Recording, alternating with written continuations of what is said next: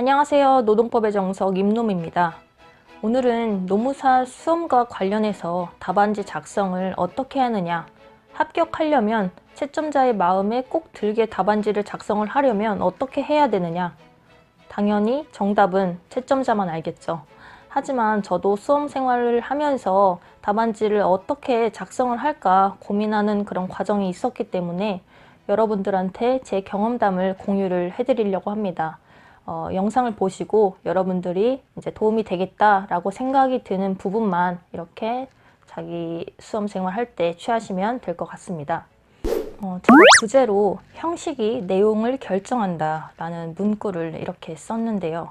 제가 수험 생활을 할 당시에 노동법 강사님이 굉장히 많이 해주시던 말씀이에요. 이게 그 당시에는 이게 무슨 뜻인지는 잘 몰랐는데 지금에 와서 생각을 해보니까 내 답안지의 첫인상, 그리고 내용이 조금 미흡하고 부족하더라도 어떤 규격화된 형식적인 예쁜 답안지를 딱 작성을 했을 때 그런 첫인상이 주는 이미지에서 나름의 상세 효과를 얻을 수 있다라는 의미로 말씀을 하신 것 같더라고요. 그래서 이 문장의 문구를 조금 모방을 해서 제가 여러분들한테 드리는 수험생활 팁은 시간의 흐름에 따라서 내용, 그리고 형식, 그리고 내용을 다져간다입니다. 내용을 다져간다, 형식을 다져간다가 무슨 의미인지는 제가 지금부터 말씀을 드릴게요. 첫 번째로 내용을 다져간다 라는 의미에 대해서 저는 두 가지 능력이 필요하다고 생각을 합니다. 첫 번째로는 내가 문제를 읽었을 때 쟁점을 파악하고 이게 어떤 주소에 어떤 목차를 묻는 것이지 라는 것을 캐치할 수 있는 능력. 두 번째로는 내가 캐치한 그 주소의 목차를 빠짐없이 개념이라든지 판례라든지 이런 것을 현출할 수 있을 정도로 암기가 되었는지 이런 것을 요구를 한다라고 생각을 합니다. 첫 번째로 말씀드린 주소 찾는 능력은 사실 여러분들이 크게 걱정하지 않으셔도 돼요. 왜냐하면 GS 순환을 거치면서 여러분들이 자연스레 이 능력을 갖추게 되실 거예요. 사실 이 능력은 실무에 나왔을 때 더 요구되는 능력인 것 같고 시험이라는 게 정해진 범위에 정해진 쟁점이 있고 가끔 최신 판례도 있기는 하지만 그렇기 때문에 크게 걱정하실 부분은 아닌 것 같고, 만약에 헷갈리는 파트가 있다, 주소를 잘 못 찾겠다 하시는 부분만 조금 중점적으로 개념이라든지 정의라든지 이런 것들을 보완을 해주시면 될 것 같아요. 그러면 두 번째로 말씀드린 암기와 현출을 하는 능력이 요구가 되는데 이것은 일단 암기가 밑바탕이 되어야 돼요. 물론 또 이 암기라는 것은 이해가 전제가 되어야 암기가 더 잘 되겠죠. 그렇기 때문에 내가 개념을 얼마나 정확하게 잘 써내려갈 수 있는지, 판례의 문구는 또 얼마나 정확하게 써내려갈 수 있는지, 이런 기본적인 컨텐츠를 여러분들이 장착을 하고 있는지 이것이 중요하다고 생각을 합니다.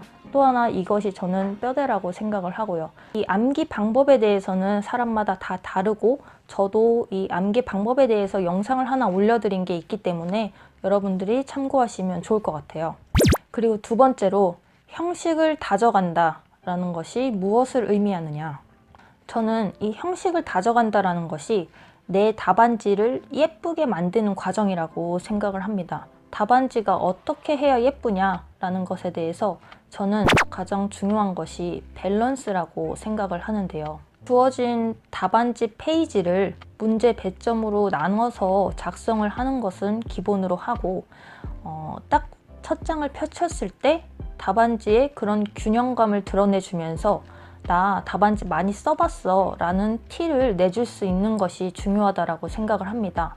제가 드리는 말씀이 조금 추상적일 수 있기 때문에 제가 이 균형감을 잘 드러내기 위해서 시도했던 방법들을 한 3가지 정도로 정리를 해서 말씀을 드려볼게요. 첫 번째로는 저는 한글만 사용하지 않았고 한글과 한자와 영어와 괄호, 각종 기호들을 조금 사용을 했는데요. 한글만 빼곡하게 적힌 답안지와 한글과 영어와 뭐 한자라든지 각종 기호들을 통해서 부각을 해줬을 때 답안지의 입체감이 조금 있거든요. 한번 여러분들이 비교를 해보시면 더 확 와닿으실 것 같아요. 그래서 또 이거를 주객전도로 많이 쓰면은 답안지에 오히려 안 좋게 영향을 끼칠 수 있기 때문에 적당하게 개념 부분에서 뭐 괄호치고 영어를 좀 써준다든지 아니면 판례라는 문구를 한자로 써서 판례에 여기에도 있고 여기에도 있다 라고 이렇게 드러내주는 그런 식으로 제가 답안지를 작성을 했습니다. 이렇게 입체화 시키는 과정이 사실 처음에는 낯설어요. 하지만 한두 번 정도 연습을 해보고 조금 적응이 되면은 이것보다 작은 노력을 들이면서 큰 효과를 이렇게 보여주는 답안지 작성 방식은 잘 없는 것 같습니다. 두 번째로는 제가 부제를 활용을 했습니다. 목차가 기본적으로 있고 그 다음에 목차 밑에 내용을 담잖아요. 근데 제가 한번 생각을 해봤어요. 내 답안지를 채점하는데 만약에 5분밖에 들이지 않는다라면은 내가 쓴 내용을 다 읽어보지 못할 수도 있겠구나 라는 생각이 들면서 그러면 내가 하고자 하는 말을 부제에다가 한 줄로 요약을 해서 딱 적었을 때 채점자들이 보기에 훨씬 편하겠다라는 생각이 들었어요. 그래서 답안지를 다 작성을 하고 마지막에 한 5, 6줄 되는 한 문단의 내용을 목차 옆에다가 부제를 작성을 해서 조금 더 내 답안지를 보기 쉽게 이렇게 드러내줬습니다. 그다음에 세 번째로는 일관성 있는 답안지를 작성을 하려고 했는데요. 제가 그 과목마다 답안지를 작성하는 방식이 조금 달랐어요. 어떤 과목은 목차를 최대한 단순화하고 어떤 과목은 목차를 최대한 세부적으로 잘라서 이렇게 작성을 하기도 하고 또 어떤 과목은 그냥 평범하게 작성을 하기도 하고 어쨌든 과목마다 이렇게 다른 답안지 작성 방식을 가지고 있다 하더라도 한 과목 내에서 1번, 2번, 3번에 각자 답안지 쓰는 방식은 비슷하게 가야 한다라는 점이죠. 왜냐하면 어떤 문항은 좀 굉장히 자세하게 쓰고 어떤 문항은 조금 비교적 단순하게 쓰고 라고 했을 때 이 사람은 자세하게 쓴 것은 잘 알고 있고 조금 비교적 단순하게 쓴 것은 잘 몰라서 이렇게 썼구나 라는 인상을 줄 수 있기 때문에 일관성을 가지고 답안지를 작성을 하시는 것이 좋을 것 같습니다. 세 번째로 또다시 내용을 다진다 라는 내용은 여러분들이 앞서 제가 말씀드린 기본적인 컨텐츠인 내용을 다지고 그 다음에 밸런스인 형식을 다지고 그리고 나서도 조금 더 노력을 들이실 수 있는 분들을 위한 파트인데요.